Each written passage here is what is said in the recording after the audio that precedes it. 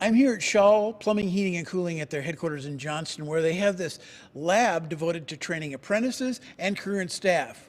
Now, as the weather gets cold this week, there are some things that you as a homeowner can do to make sure your unit is functioning properly. Your system's going to run all day when it's -15 with the wind blowing, so it's really important to make sure that you have a good clean filter in the system. They're going to be a little different between one furnace and another, or one filter and another, but you can see this one has an airflow marked on it, so the arrow points to the furnace. It's also good to keep your pipes clear of snow on the outside.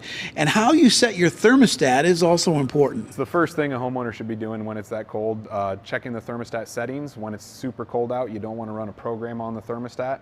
Just set it to the temperature that you want to keep it at, maybe a couple degrees warmer. Because if we can keep it 70 degrees when it's -17, and then your thermostat tries to cool it off a little bit, maybe when you go to sleep, it's going to be a lot harder to get that temperature back up if the house has cooled down those 4 or 5 degrees that you might set the setback for.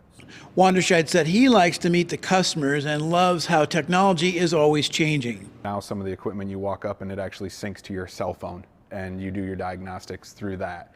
Well, Shaw plans to have crews working over the cold weather and during the holiday in case anyone has any problems getting their furnace to heat.